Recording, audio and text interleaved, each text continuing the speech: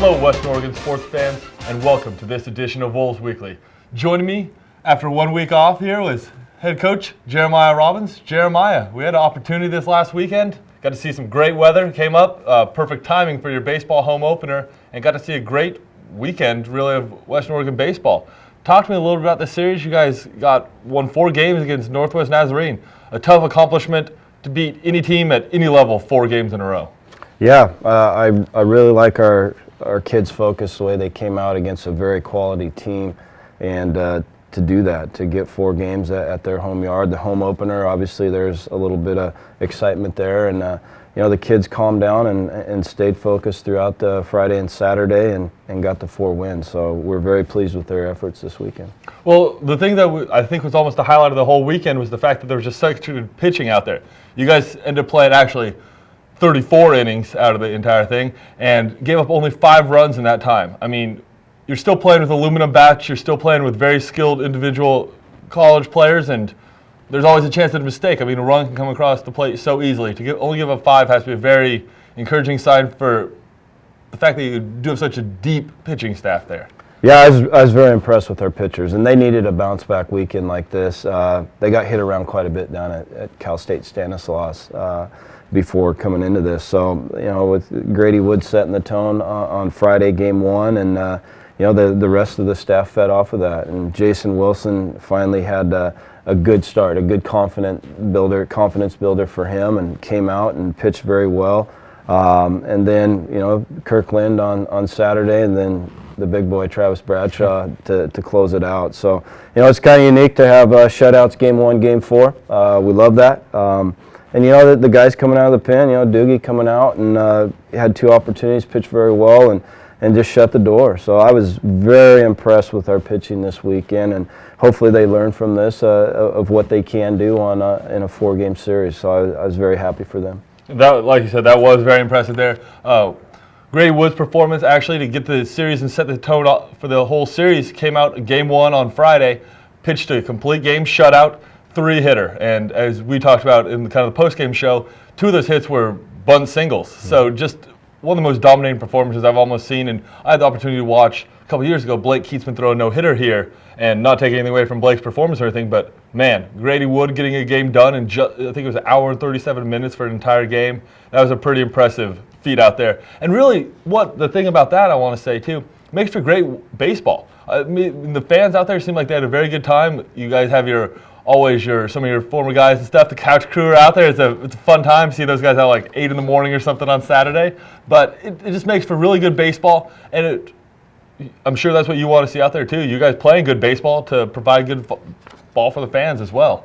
Yeah, and I think our offense fed off of Grady's energy too, and for Grady to go out there and he pitched very well. I think he only threw 79 pitches and had good command of a couple different options that he had there, and he's a competitor, and Grady Wood has good stuff, but he even has better stuff inside. I mean, he's a warrior when he gets out on the mound, and we've talked about it, somewhat last year about how his mentality changed throughout the year, and he's going to have his ups and downs and whatever, but one thing will never change. He's a competitor, and he loves to win, and he's going to go after teams. And I think the rest of our other 3 starters fed off of that.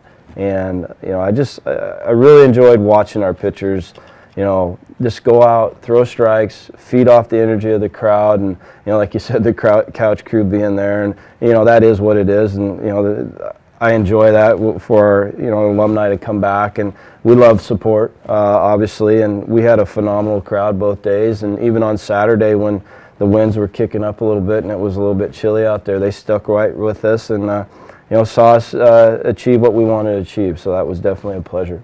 Well, the pitchers might have kind of stole the show of the weekend, but at the same time, Western Oregon fans had the opportunity to watch some of your hitters out there and some new hitters. Some guys that we hadn't got a chance to see before. I mean, been reading their names in the box score all the time, but Matt Nyland actually picks up GNAC Player of the Week honors. He goes 6 for 13 in the series, 6 RBI. But David Amberson has a very nice weekend as well. We got to see Blake Miller over there at shortstop. And even the thing I want to say about the weekend too, you switch some guys in. I know you're getting consistency where some guys are maybe Nyland's kind of your left fielder, you're that one. But you see Quinn Notland come in and just really rip the cover off the ball a couple times. And you played a couple other guys, Ganji and Solom Sauce and stuff like that, switching out. It looks like you're doing a lot of things to kind of keep some guys, no better cliche, on their toes. Is that kind of what you're doing, trying to build some depth out there as well? Yeah, we are, and we still have some guys that that need to get in, and that I'm going to really make a better effort on my part to get a few other guys in, and it's good to see Matty get going this last weekend, and the other one too is with our leadoff spot and Dave Amerson, and kind of how he was kind of setting the tone for the offense throughout all 4 games. For him to get on, and he had a hustle double one time and stole third, and the next thing we know, hit a sac fly and we score a run. We felt we stole a run there in that first game that kind of sealed the deal for us. So to have those weapons to get clicking a little bit, we still have some more guys that need to have a little bit better weekend. That's what I enjoy about getting back to the grind of practice, and getting some guys confident. And Q coming off the bench there, and I think he was 2 for 3 in game 4, and he had sat 3 games and then gets in and does just a phenomenal job. That's what we love to see, is guys that really care and prepare for their opportunity the right way. And I felt some guys did that. Grant Moscolo came in and played very well for us defensively, put the ball in play. To have that depth is something that we're definitely consistently trying to develop, and it needs to be better. Our offense needs to be better, and we will continue to prepare our guys the right way, and we'll get there. Well, on that same note right there, I know you want to keep getting better, but it was very nice to get 4 wins this weekend. You were so close in there. You could have gone 2-2 in a series, 3-1, but 4-0 means you go up 4 games in the GNAC on NNU. I know some of the other teams as well. I admit to you, I didn't look at all the GNAC standings this weekend, but you had the opportunity to go up 4 games on a team like that, who is another very quality opponent, and just get off to the right start in conference play, which every year is I know you always mention is one of the first team goal that you have out of the gate and stuff. So that has to be pretty important for you as well. Just talk to me a little bit about that one. Is just getting out to a good start has to be important as well. When the last couple of years, you guys have kind of gone that 2-2 in that opening game, in that opening series. Yeah, and the big thing that we're stressing is, consistent baseball and consistently doing things right. You'll achieve your 4-0s or your 3-1s throughout the season. And that was the biggest thing I was proud of our guys as we went through Friday and Saturday and 4 baseball games, is they stuck with, what we had been talking about. I felt we had a little setback in game 3. Our focus was a little bit off, but they rebounded to get this sweep in game 4. We know our opponents coming in, or when we go to an opponent, they're looking for the same thing. Everybody wants to go 4-0. The team that's going to achieve that will consistently do it right all the time. And I felt our pitching did it right all the time. I was happy with our defense. I thought we kicked it a few times where we shouldn't have, but I want to see more consistent offense. And I think once our guys buy into the right mental approach, we'll get that. Obviously, jumping out first weekend 4-0 is huge.